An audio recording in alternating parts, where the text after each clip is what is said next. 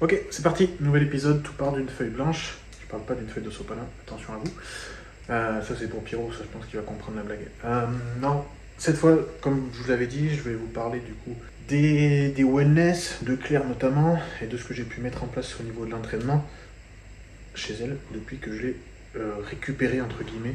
J'aime pas ce mot, mais depuis que c'est moi qui m'occupe de l'entraînement. Voilà, c'est beaucoup plus simple de dire ça. Le contexte, comme j'ai dit, c'est qu'on a un objectif final qui est très important, qui est très élevé, et qu'on n'a pas eu de vrai hors-saison.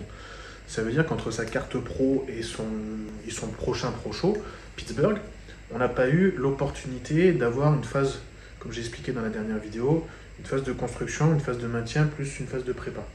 Donc, sans cette phase de maintien, comment est-ce que j'ai procédé? Dans la précédente vidéo, je vous expliquais qu'on est parti d'une situation où Claire s'entraînait 3 fois dans la semaine au niveau du membre inférieur. La répartition était quand même assez axée sur fessier, quadri. Voilà, c'était beaucoup ça, avec beaucoup de techniques, vraiment beaucoup de techniques. L'intensité, pour moi, à mon sens, et l'intensité n'était pas aussi élevée que ce que je lui ai demandé par la suite. C'était plutôt une sensation d'intensité parce qu'on ressort des séances HS, mais il manquait pour moi une partie plus importante de la tension mécanique. C'est mon avis, ça ne veut pas dire que ce qui était fait avant était mauvais, c'est juste moi mon avis et surtout comment moi je travaille. Parce que c'est normal, chacun travaille différemment. Donc voilà, ça je pense qu'il faut le préciser. Il y a assez de personnes mal attentionnées pour faire des histoires là où il n'y a pas lieu d'en avoir. Donc je voulais le dire. Et je l'ai dit. Sans plus attendre, du coup, qu'est-ce qu'on est passé? Comme je vous avais dit, on est resté sur la même chose au début. On est resté sur la même répartition dans la semaine. Et tout doucement, j'ai quand même amené des petites choses. J'ai amené des petites choses avec notamment... Donc en fait, quand j'ai attaqué avec Claire, elle faisait fessier. Elle enchaînait les 2 séances fessier. Moi, ce que j'ai fait, c'est que j'ai changé ça. Dans le sens où j'ai mis fessier ischio, fessier quad. Et là, c'était quad ischio, pardon. Avec un petit rappel fessier. Ça, c'est ce que j'ai mis en place au début. Mais pour conserver donc ces 2 ces 2 séances fessiers, pour pas que ce soit trop, parce que c'est ça le risque, j'ai joué avec le choix des exercices et avec la capacité du grand fessier, enfin du fessier au sens large, d'avoir à la fois une très forte prédominance en termes d'exercice de contraction, mais aussi il est présent dans la phase d'étirement, notamment parce que le fessier, ce qui va plus travailler le fessier, c'est une extension de hanche.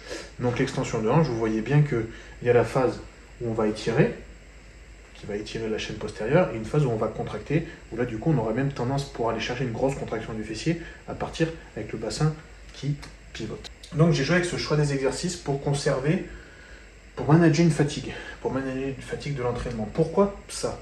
Parce que là j'ai commencé à enlever certaines techniques où on était sur une tension métabolique très importante, donc le temps sous tension très important. J'ai donc diminué la tension métabolique et j'ai augmenté la tension méca. Comment j'ai fait ça pour que, aussi en termes d'adhérence, ça colle?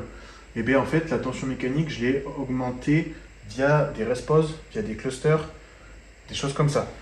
Parce que ça me permettait à la fois de conserver un temps sous tension important, ce qui rassurait l'athlète, Claire, et à la fois ça m'a permis d'augmenter cette tension mécanique parce que le poids ne bouge pas et c'est un poids très élevé. Donc c'est ça que j'ai voulu absolument faire. Puis après, on est arrivé à la phase de vraiment grosse prépa.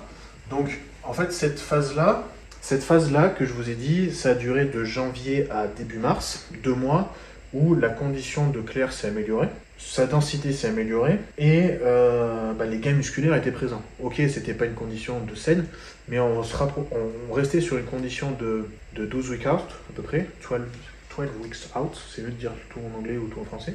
Et on gagnait vraiment en muscle. Ça se voyait à l'entraînement, les perfs augmentaient, ça se voyait sur le physique, sur le check-up.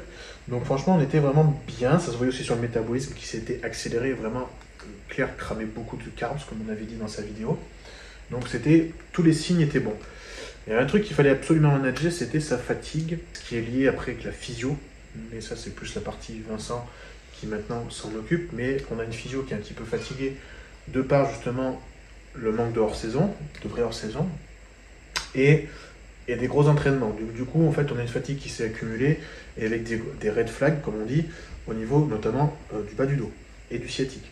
Donc là, il y avait quelque chose à manager. Au début, on est parti sur le mois de mars, on a changé. On est parti sur un split où... Donc là, j'ai réussi à rajouter un jour de repos entre les deux. Beaucoup mieux, beaucoup plus intéressant. Manager tout simplement la fatigue, hein, vous comprenez bien que même si les femmes, c'est plus facile, soi-disant, de récupérer des muscles, des membres inférieurs, je vous assure que quand vous portez autant que Claire porte à la salle, faut récupérer. Il y a besoin de récupérer. On a attaqué avec Vincent de passer juste sur un seul upper. Donc on a viré celui-là. Pourquoi ? Tout simplement parce que le upper il est déjà au niveau par rapport à sa catégorie.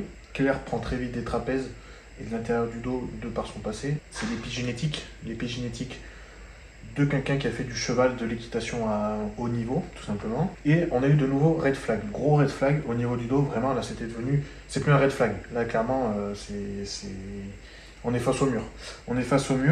Donc on a été face au mur dans le sens où là vraiment on pouvait même plus s'entraîner. La solution c'était vraiment d'arrêter de s'entraîner ou de tout casser quoi en gros. Donc qu'est-ce qu'on a fait ? Hop, une phase un petit peu de deload sur, allez, même pas une semaine en gros, même pas une semaine. Parce que début de semaine, on va dire qu'on a fait normal, puis après on a fait une semaine de deload, où là on a diminué le volume et on a diminué l'intensité. Alors quand je dis on, c'est parce que c'est moi qui proposais, Vincent validé, Claire était ok aussi, donc c'est pour ça que je dis on. C'est un trio, donc c'est normal que je dise on. Donc ça a été fait sur une semaine. Là on a vu que ça avait fait vraiment du bien, Et moi, ce que ça m'a permis de faire, c'est de switcher sur un plan, le même plan en termes de répartition, mais un plan où l'intensité est élevée, donc les charges sont élevées, sans une tension métabolique hyper élevée. Pourquoi une tension métabolique qui n'est pas hyper élevée en ce moment ? Tout simplement, une fois de plus, management de la fatigue. On est sur un déficit calorique, il y a des jours qui sont très bas, il y a des jours qui sont plus hauts. Ça, c'est normal par rapport à l'entraînement, par rapport à la catégorie. Mais avec le cardio en plus, avec ce déficit calorique, avec le passé très récent sur le dos, il fallait absolument manager ça. Pareil, on est dans une phase où c'est pas à ce moment-là qu'on va construire du muscle. On est là pour le maintenir. Et encore que Claire a pris du muscle pendant sa prépa. Donc oui, c'est possible. Mais quand même, la base, c'est de vraiment maintenir les gains qu'on avait fait. Et donc, pour ça, se concentrer sur la tension mécanique, parce que c'est la tension mécanique qui nous a apporté les gains. Et ensuite, si vraiment la pêche, on va dire la forme de Claire le permet, ok, on peut potentiellement passer sur des petites méthodes d'intensification. Mais pour l'instant, c'est pas le cas. Alors son entraînement, c'est quoi ? Parce que c'est ça la question aussi. Son entraînement, c'est très simple. Top 7, back off 7, voire une gamme montante. Pourquoi une gamme montante ? Alors que je dis toujours, la première série doit être la plus lourde parce que c'est celle qui vous avez plus de pêche, c'est là où vous pouvez mettre le plus de tension mécanique. Mais gamme montante sur certains exos, c'est très intéressant. Je prends l'exemple du bell squat pour les fessiers. C'est un exo où je vais demander à Claire d'avoir un tempo quand même. C'est-à-dire que la descente, l'excentrique doit être contrôlée pour qu'elle puisse descendre avec dans sa tête les fessiers. Donc comme ça, directement la connexion neuromusculaire se fait. Et remonter à peu près contrôlé aussi, pas hyper lent, mais contrôlé. Là, sur cet exo-là, si je lui demande de faire un top 7 dès le début, ça fait pas sens. Par contre, si je lui dis, tu commences entre, je vais dire, j'ai pas envie de donner de chiffres, donc je vais dire 12-14 reps, la première série, deuxième série, tu vas faire 10-12 reps, c'est tout. Pourquoi ? Parce que justement, la première série nous a permis de rentrer dans l'exo, dans la connexion, et la deuxième série, on peut se permettre de rajouter un peu de poids, parce qu'on n'a pas été à l'échec avant, c'est pas le but totalement d'aller à l'échec sur ce type d'exercice, et c'est intéressant du coup quand même de maximiser la tension métabolique.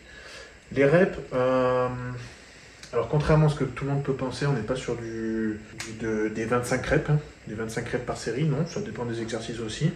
Sur les gros exercices polyarticulaires, on est sur du très lourd, vraiment. Le but c'est de conserver sa charge, d'avoir une tension mécanique optimale. Après en termes d'exercice, du coup je vais juste parler peut-être fessier.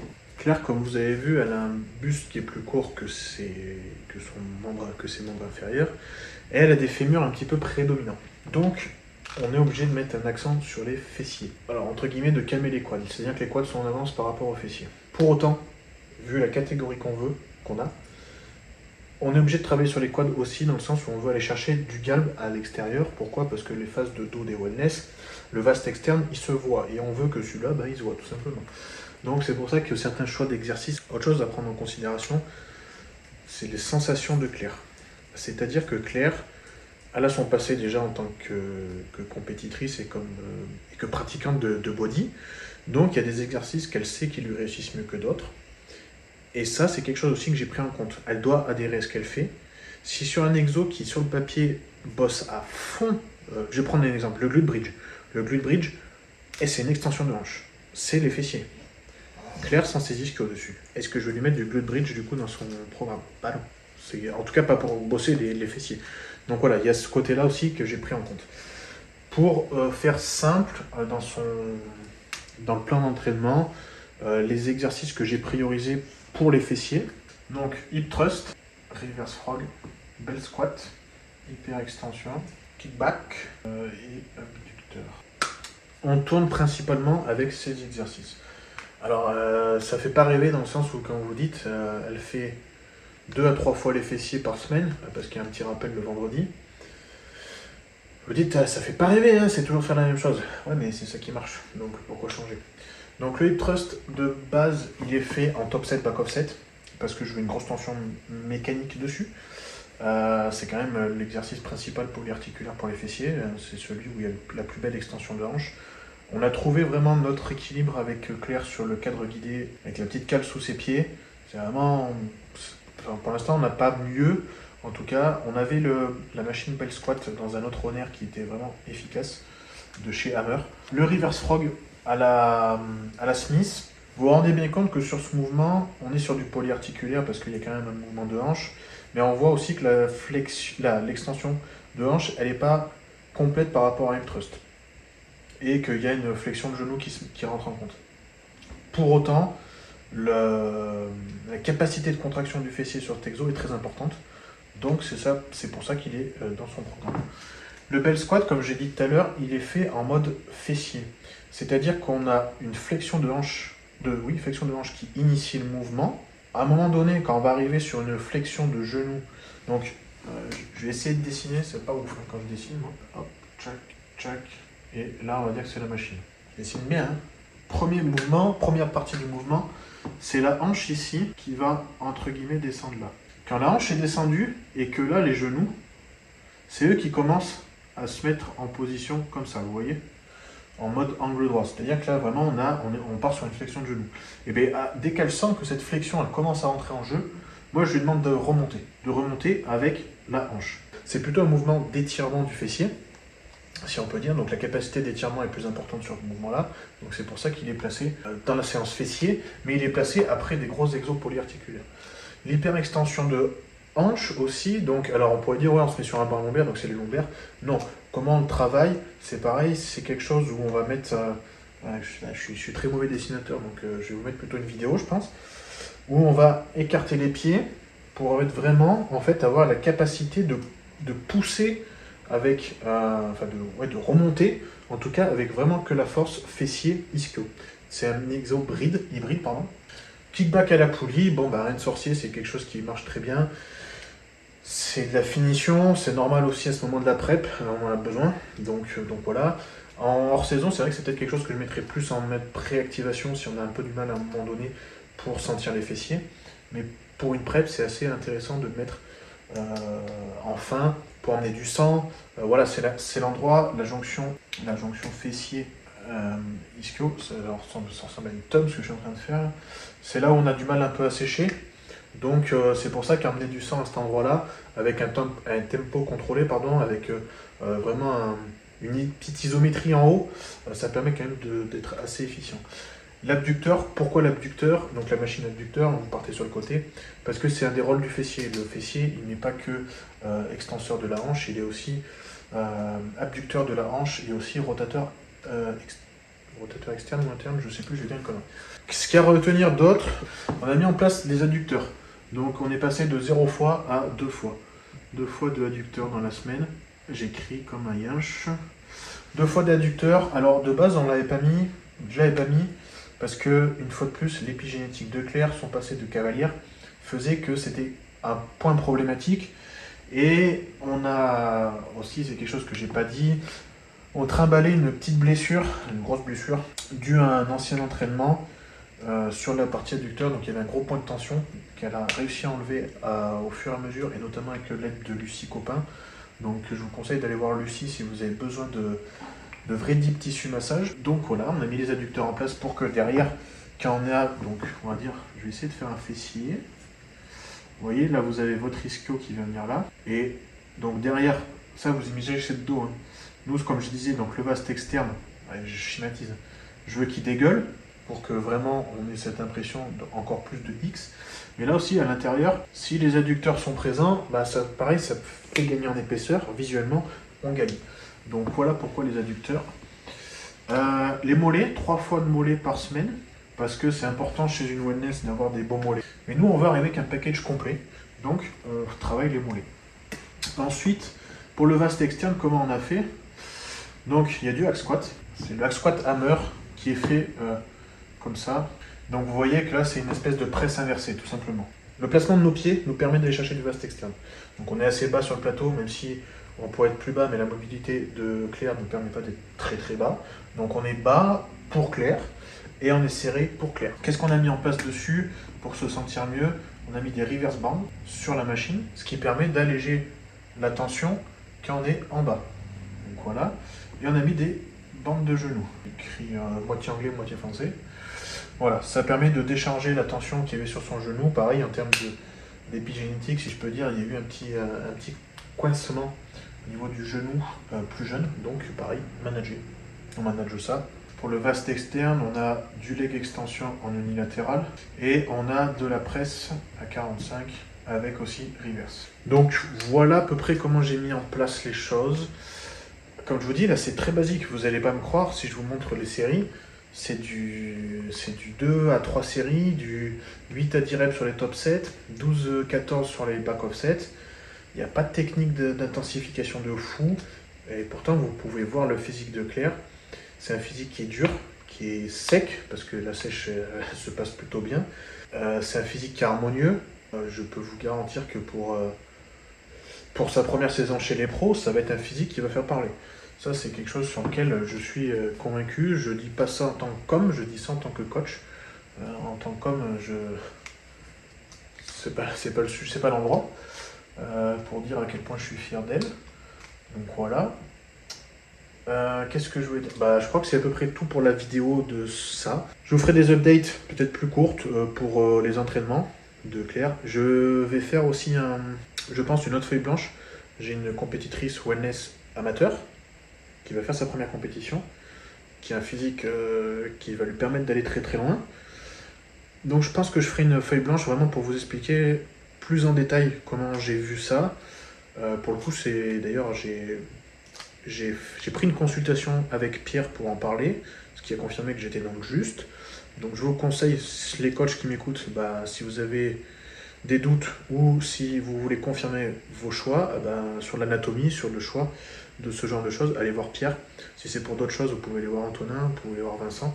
Moi, c'est ce que je vous conseille de faire. Même à titre personnel, si vous n'êtes pas coach, ça vous fera toujours grandir. Et prochaine vidéo, je pense que si ça vous intéresse, en tout cas, je ferai un update sur moi. Peut-être une petite partie entraînement, une petite partie de ce que je fais en termes de nutrition, d'entraînement, protocole avec Vincent, depuis que je suis avec Vincent. N'oubliez pas de liker, partager, commenter, blablabla. Dimanche, nouveau podcast, ça va être un nouveau format. Vous allez voir, si c'est un format débat, donc ça va être sympa. Si vous avez d'autres choses que vous voulez voir sur ma chaîne, ce que j'explique, comme j'ai dit, donc là, j'ai potentiellement une autre vidéo sur une wellness. J'ai aussi une vidéo à faire sur du men's physique naturel. J'ai une vidéo à faire, je pense, sur du classique physique aussi naturel. Et pas naturel aussi, si vous voulez, j'ai aussi en stock, on va dire. Donc n'hésitez pas si ça vous intéresse. Le but, c'est pas que je vous sorte tous les plans en entier de ce que je fais, parce que ça serait pas très intelligent de ma part, en tout cas en termes de business. Mais c'est de vous faire comprendre comment je réfléchis, comment j'emmène les choses pour mes clients. Et puis du coup, vous voyez, je fais pas forcément ce que j'aime faire, dans le sens où je prends l'adhérence et le ressenti de la personne pour que la personne elle évolue. Donc que ce soit ma compagne ou quelqu'un d'autre, moi je passe pas en premier sur le choix des exercices, le choix de la diète en soi. Alors oui, c'est moi qui ai le mot final, mais quelqu'un qui n'aime pas les patates, je vais pas lui mettre des patates. C'est con, mais ça marche comme ça le coaching. Voilà pour la vidéo, merci d'avoir regardé. Rendez-vous dimanche pour un prochain podcast. Rendez-vous mercredi prochain pour une nouvelle vidéo.